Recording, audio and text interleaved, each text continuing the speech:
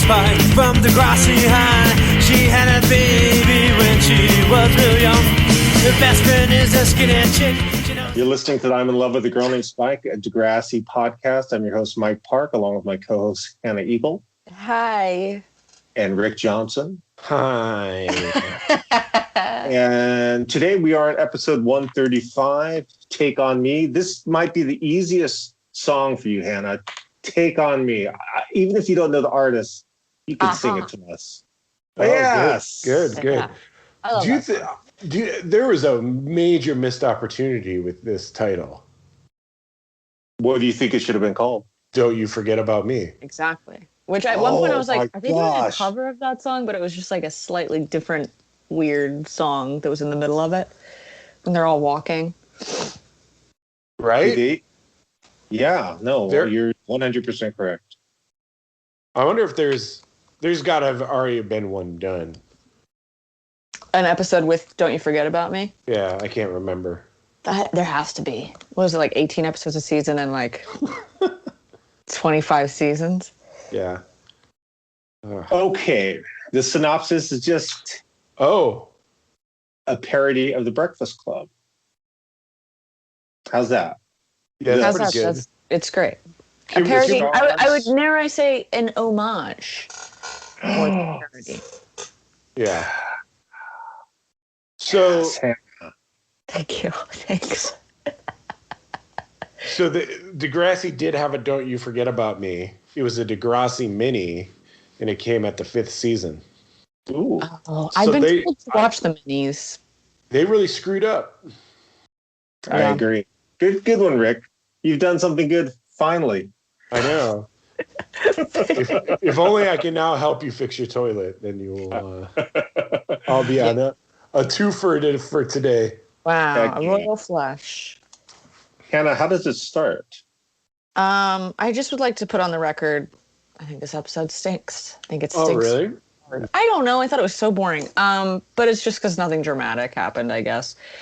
Ellie is walking into detention, which I feel like they've been teasing this episode because people have been getting detention kind of throughout season 3.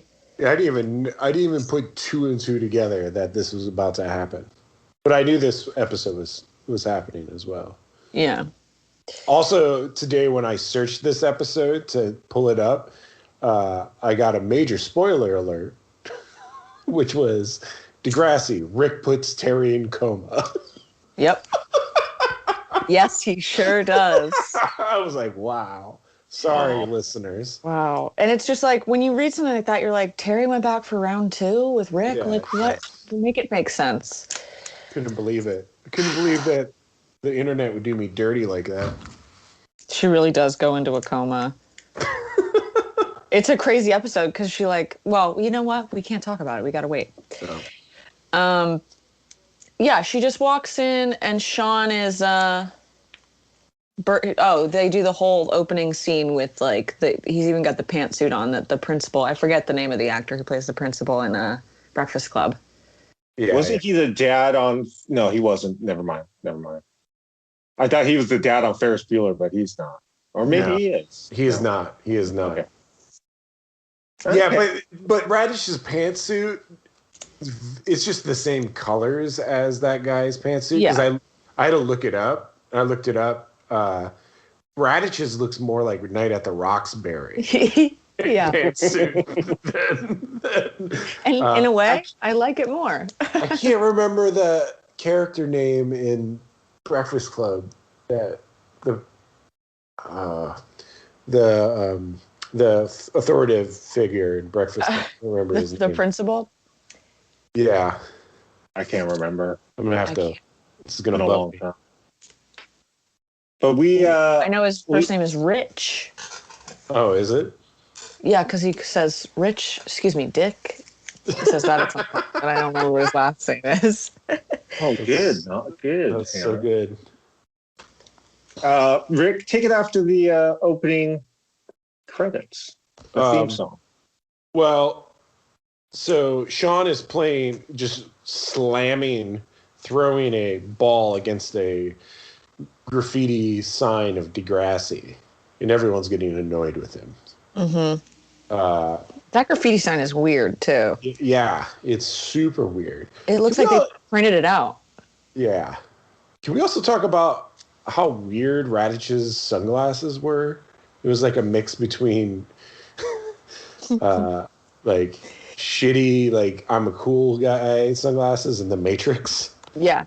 Yeah, he like took a layer off. Yeah. They were like bifocals. Dual I think he looks great. I mean, Of course, so you would far, love to have those sunglasses. so far, this is Radditch's crowning achievement as an actor, I would say. In next gen for sure. Yeah, they really let him stretch his legs here. The character name in Breakfast Club is Richard Vernon. Vernon. Right on. Do you like when the particle board fell down from the ceiling? What is that called? What would that be called? Acoustic tile. Acoustic tile? That's the professional name? Yeah. Okay. The acoustic tile falls and Toby tries to get it back up, but so Sean is holding him, I believe. I think both Sean and Jimmy are holding him up on a that's table. the weirdest part is Sean's holding him up and then they fall and Jimmy's not on the table at all. Oh, really? But then he falls on top of Sean. Oh, that's weird. He's trying to steady Sean. Like he's kind of like he's on the ground. He's kind of like holding him steady. I'm trying to watch it really quick to see if there's got to be stunt doubles. And I wish that ceiling tile had fallen and like hit her right in the head. I just like when she's like, my bag.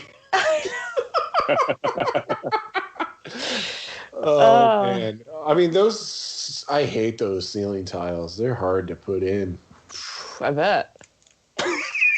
Hannah, I want you to go have a little rundown on each character and who they're supposed to be in the Breakfast Club. Okay. Well, Ellie's supposed to be Ally Sheedy, but like she's not really giving me that. Jimmy's supposed to be Emilio Estevez. Also not giving me that. Not giving me that at all. Well, I'm glad because Emilio Estevez is like gross. And Toby's supposed to be Anthony Michael Hall. Okay. Good casting. Yeah. That one, he's fully giving me Anthony Michael Hall. When he get that banana knocked out of his mouth by Radditch, I was like, this is so good. Yeah. Took his hard Anthony. Yeah. I watched it with Britt and she was like, what if he was diabetic? What if his blood sugar was low? Hazel, of course. Molly Ringwald. I got beef with that one. Okay. Why? Because it should have been Paige. It should have been Paige. Have been Paige. Yeah.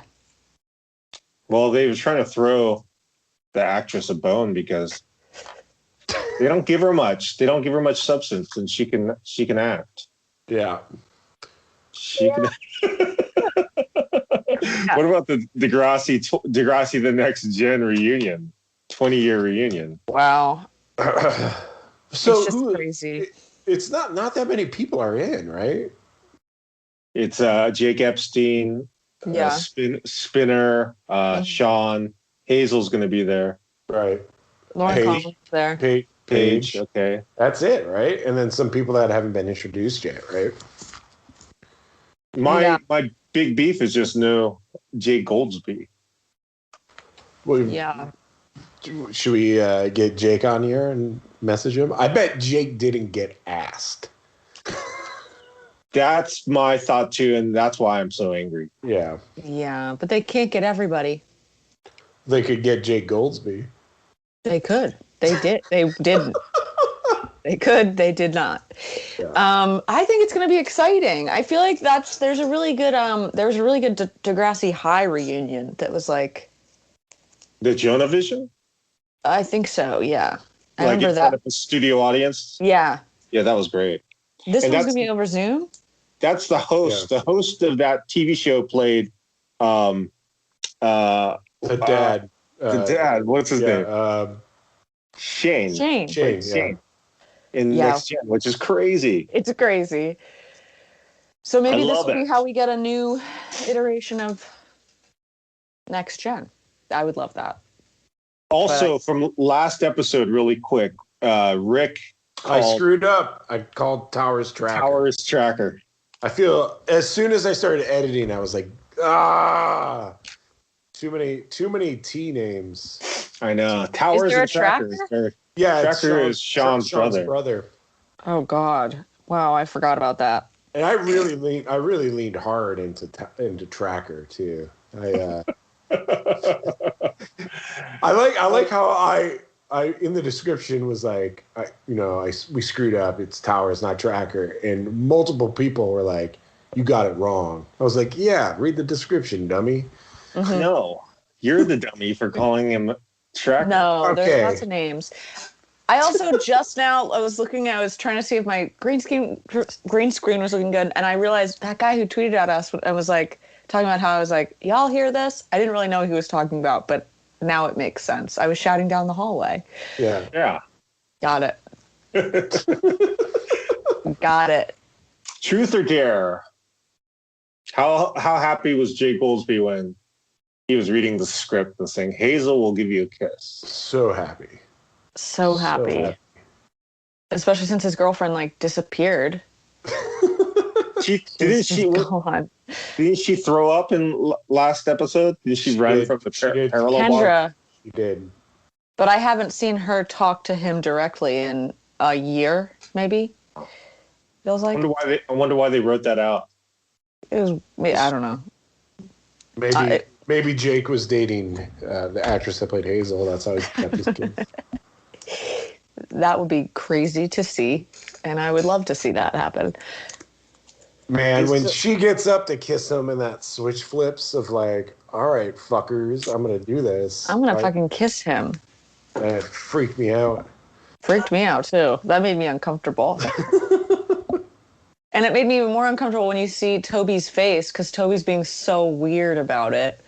In the next scene, when he's like cannot grasp that she was doing this on a dare, it was like, hey, lady. I know. It's like, oh.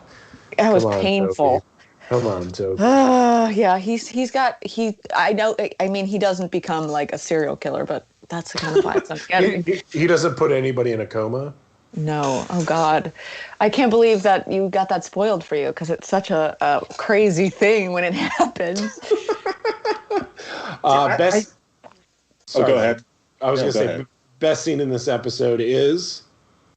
floor hockey? Radditch's workout montage. God. Yeah, that's a good one. I don't know many teachers that go to their principals that go to their school to work out. When he was fucking that ball, I lost it. Yeah. Yeah. They really gave that actor some room to show that I can do comedy. This feels like an acting real moment for him. This is going on the reel. I love that he calls it profanity. Sorry. Yeah, what else? What? Drillage? Would you when Dan Woods was drilling that ball? Dan Woods was riding that ball, missionary style. Oh, God. Isn't that better? No. Yeah. Hannah, Sure. I take back that I didn't like this episode. I think this episode's pretty good, actually. I think it's a clever spin. I agree with Mike. It's not it's not jam packed with what the. It's just it's oh, this is enjoyable. Whereas the bad Degrassi episodes are like, oh my God, this is such a slog to get through. Yeah, that's very true. And I guess we do get some movement forward because Ellie and Sean is new. Yeah.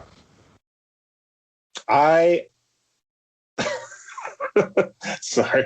I am always disgusted by the American sandwich. The idea of just two pieces of bread, some deli meat, give it to your kid, and that's lunch. Why is that so popular? Why is that customary in America? I wasn't born in America, so I'm not quite sure. They don't love their kids. That was also a tuna salad sandwich with the crust cut off. There was lettuce in there too, I think. Well, that's like my mom would make me tuna salad that way with lettuce and you take it to lunch? Yeah. That's disgusting. You're acting like I had a choice in the manner. I know. Well, your mom is a bad lady. She's disgusting. Yeah. We were like a peanut butter and jelly house, but I think my mom also had a spree where she was making me like turkey sandwiches that just had like, there was lettuce in them and turkey, but then just like a lot of mustard. And I was like, it's not bad. It's better than tuna salad. Yeah, Jeez, one time I went to school, went to eat my lunch, and there was no sandwich in my bag, and I got real sad because my lunch was going to be sad. And then like 3 weeks later, I found the sandwich in my bag, tuna salad sandwich in my bag. Your backpack? My backpack. And just like I smelled terrible for 3 weeks because of this. Yeah. Been there. I bought hot lunch. My entire K through 12. I loved hot lunch. Loved it. What was your favorite hot lunch item at your school? So in grade school, everything was made from scratch pretty much, which was pretty cool. But they would make pizza. It would be like this really thick pizza, and then deep fried French fries, crinkle cut. Oh wow, that's crinkle cut. That's. I assume, Hannah, did you get school lunch? I got school lunch. Did you have the rectangle pizza that everyone's had, or was that? Oh, I mean, sorry, I had bag lunch, but a few times our hot lunch in elementary school was not amazing. It was like really weird hot dogs and stuff. Oh wow, yeah. We in junior high it was a little more varied, but when I was in high school, it was like you have the option for rectangle pizza or a hamburger with shitty fries. Oh wow, no, we had I think we had like Chick-fil-A and like stuff. Oh, fancy pants. Yeah, but I didn't. Every Tuesday we would have Little Caesars, Mike. Wow. I know in junior high, you got to remember this is also like 1982. Right. The prices are quite cheaper. My mom would give me $1.50 for lunch. I would spend 75 cents of it, and then I would keep 75 cents for video games after school. That's so smart. What was your game at that point? So the 7-Eleven would always have a rotating game that would come in like every 3 months. Wow. So we had it would go Asteroids, Joust, trying to think like Donkey Kong Jr. for sure. And then I remember like, what's that video game where it was like a cartoon? Dragon Slayer. Dragon Slayer. That came in. I'm like, this sucks. This is just eating up quarters. Yeah, it was the first game that was $1. It's supposed to be cool. It's not. It's not cool. It's basically just like button commands to get through it. It's not a real game.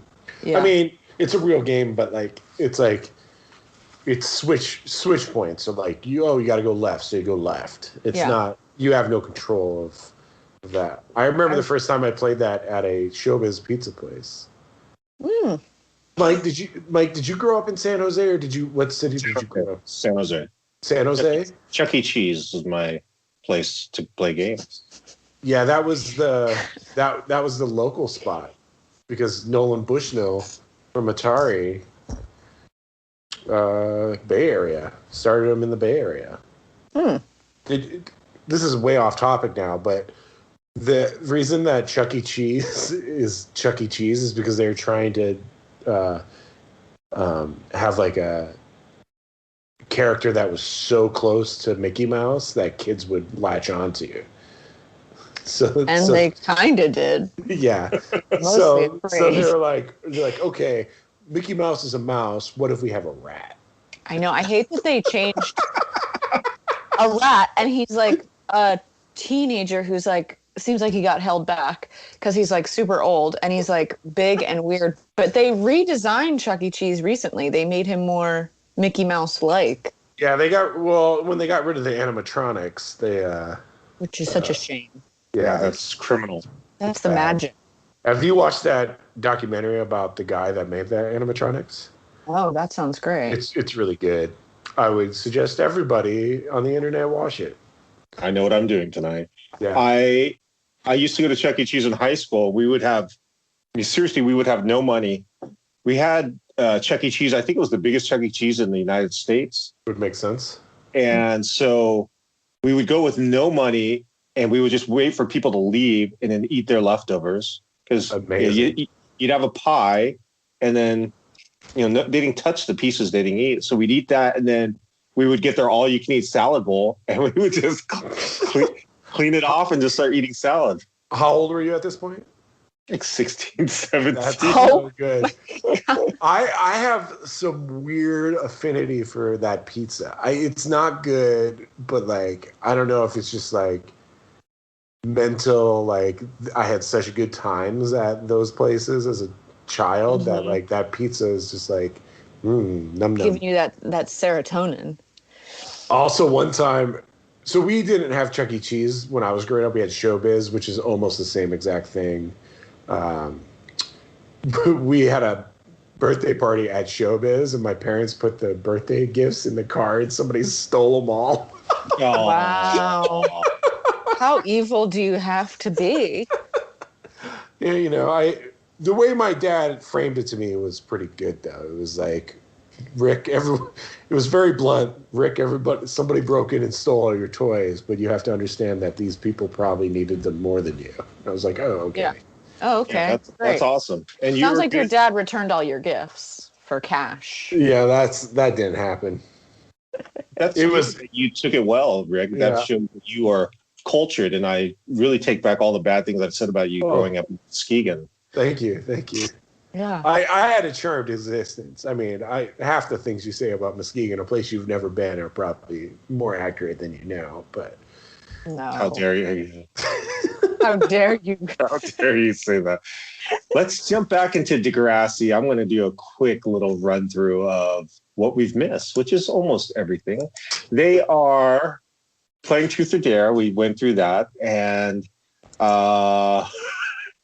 Ellie's trying to record. What is she trying to record, Hannah? She's like trying to write a school newspaper piece about all the kids in detention, which is so wrong and weird. No, it's a piece on for her internship. It's for Animal Planet or Caitlin's World, Caitlin's Planet, Ryan's Planet. Yeah. Good job, Hannah. Got it. See? And you know who's gonna love that? Caitlin. She's gonna be like, I would have done something exactly like this when I was a kid. Are there any nuclear plants near Degrassi these days? What causes the group to assemble? First, they get put into like different rooms, but suddenly they have floor hockey. Yeah, but they decide, okay, we're gonna do something crazy and explore the whole school. Who started that? So Ellie, I believe Ellie started it because she needs to get her information for her television program. So she's instigating the trouble. That's how it starts. Yeah. But they're having fun. They're starting to even through their differences or their different personalities, they're starting to do synchronized dances. They're seeing parts of Degrassi they've never seen before. They see a freight elevator that they've never seen, and they're going up to the roof. What untapped Degrassi potential this basement room is. Why isn't there more there? Because I had not seen this episode, I was like, there needs to be a fire. Like, something needs to get spilled, and they are going to set this place on fire. That's... How many fires can one school have? Well, this is a based on the flammable sign. Yeah. Well, Jimmy finds the keys in the custodial closet for the freight elevator, and they're having fun. And Sean starts climbing the ladder attached to the cement wall that leads to the roof. What is that hatch called? Is there a name for a hatch? I would say you nailed it. It's called a hatch. Yeah, the ceiling hatch. Why is there an industrial elevator that leads to the roof? For what? Well, it doesn't lead to the roof. It leads to the hatch. The ladder. So you have to assume, okay, so if you're a janitor I'm just playing devil's advocate here. If you're a janitor and you're in a multi-story school that's been recently built, there'll probably be a freight elevator, so you don't have to take janitorial supplies up the stairs. Okay. That's a good point. That's a great point. I don't remember there being, I guess my school was only like 2 floors. I mean, this school seems like it's only 2 floors as well. Who knows? All I know is another mistake. Well, it's not a mistake, but when Jimmy finds the necklace, it should have been the ice skating bracelet. That's funny. And I'm like, whose necklace is that? So, okay, so the internet is... What's her... It's that Chris's girlfriend. What's her name again? From the DJ. You want to do a spin-off on her? What? Melanda? Yeah, that's Melanda's. Wait, you think that's... Wait, is that Melanda's? No. Necklace? I wish. So, I was reading a little bit on the internet, and people are just like, what is that necklace all about? Because apparently it never comes back. This is the only time this necklace makes an appearance.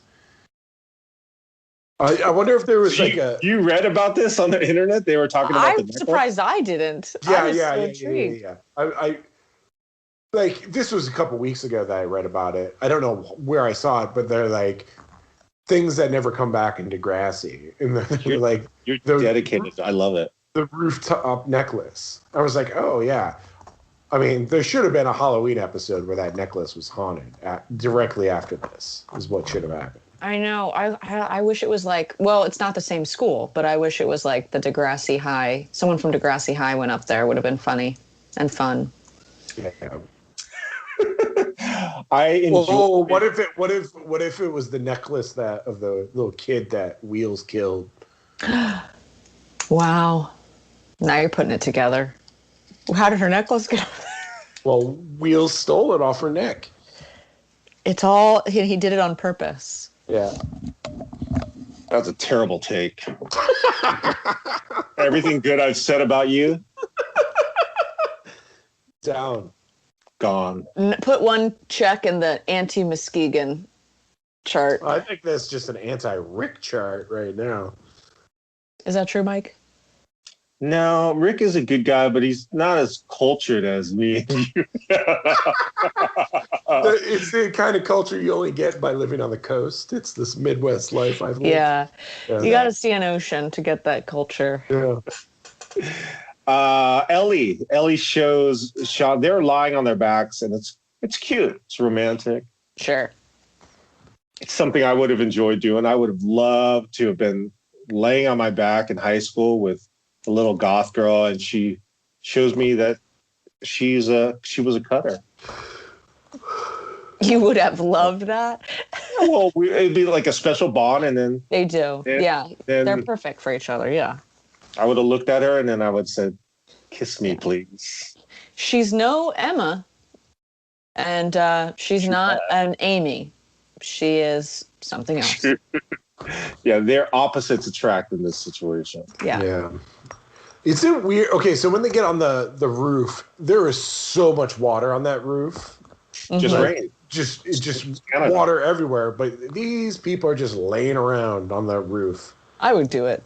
You would just get soaking wet. They're find a dry spot. It wasn't.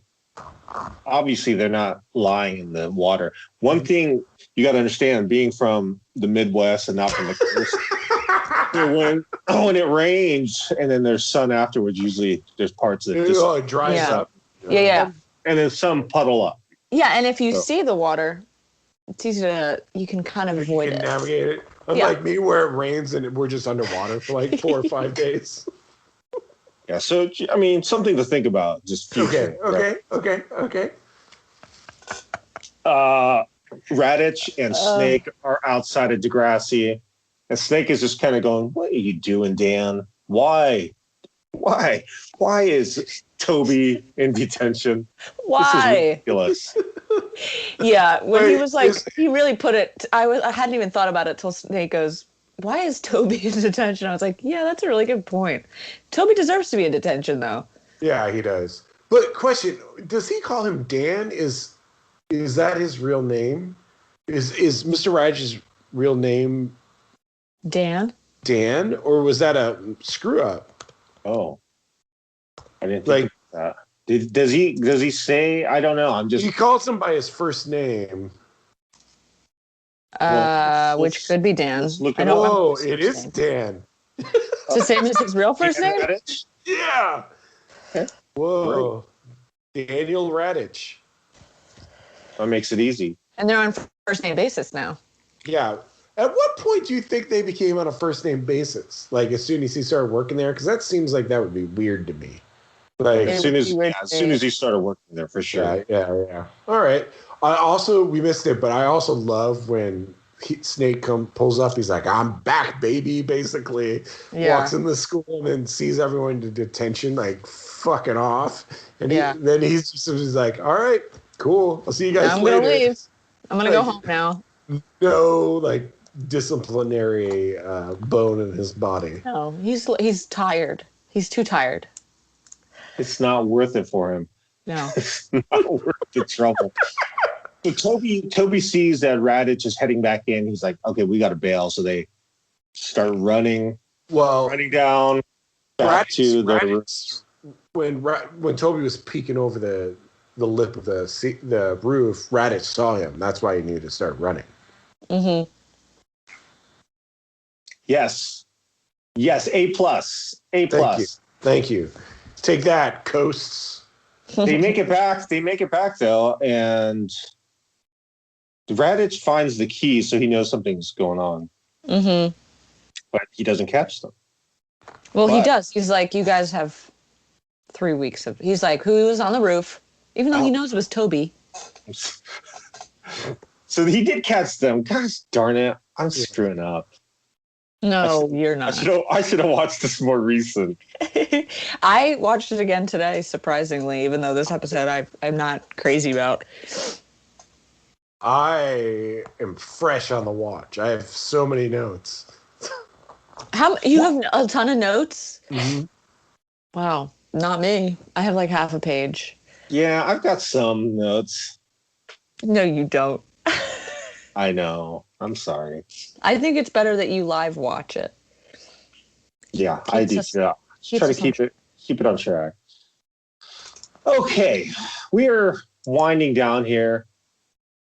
They find the tape in the tape recorder. Oh yeah. Sean stomps on it, smashes it. Ellie looks like she's ready to cry. Maybe she does cry. Maybe she will. She probably will. I feel like Sean was being a little insensitive for someone that could spiral out of control on that. True, but I'd be pissed if I was like someone was recording all my little secrets. Yeah, especially if you're in high school.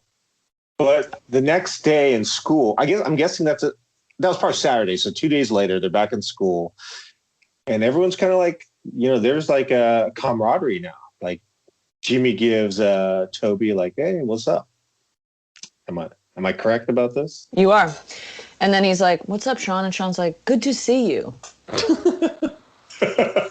Which I was like, that's weird. Everyone's being really weird today. I don't think they bonded as much as they think they did. And Hannah, tell me what's going on when Ellie and Sean are talking. She has a cassette tape in her hand. What's up? Well, first of all, he stomped the tape, so I'm like, what's going on? And then she's like, what? There were 2 tapes. She swapped out the tapes at a certain point. That's right, she did. So she's like, I wasn't going to use the tape, or whatever. She's like, here it is, you can have it. And he takes it and throws it in his locker and then shuts it. But then, like, he's just so weak. I can't get a read on Sean ever. I'm like, I don't know when he's angry. I don't know when he's having a good time or a bad time. But then she's like, what we felt on that roof and all those puddles was real. Can't you see? And then he like puts his hand up to her hand.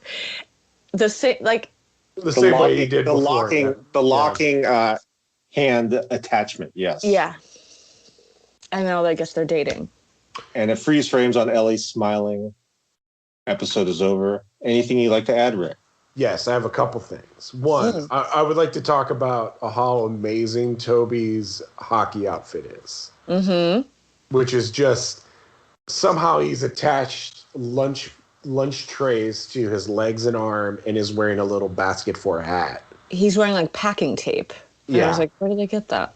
Yeah. Also, I really think Radditch would have lost his shit more when he walked in and Hazel dumped an entire bin of silverware out on top of Toby. That was wild. Yeah. She had no chill. That was like, that took it too far. Two, to back up your statement, Hannah, about you never know what Sean's thinking. When they find out that they've been recording her, the look on Sean's face is straight up like, I'm going to deafen you, Ellie. Yeah, I've done it before. I'll do it again. Hannah, anything you'd like to add? Did we talk about Hazel kissing Jimmy? Jimmy kissing Hazel? No. No, that was also weird because Hazel was like, why'd you do that? Yeah, she's another one. I'm like, I can't tell what she's thinking, but then I'm like, is that just because they're not very good actors that I can't tell what they're thinking? That might be it. Because for Hazel, that's definitely true. Okay, so now we have Jimmy and Hazel are a couple moving forward. Breakfast Club, rest in peace, John Hughes. We'll talk to you guys next week for Don't Dream It's Over. Hannah, get ready. Bye-bye. Bye.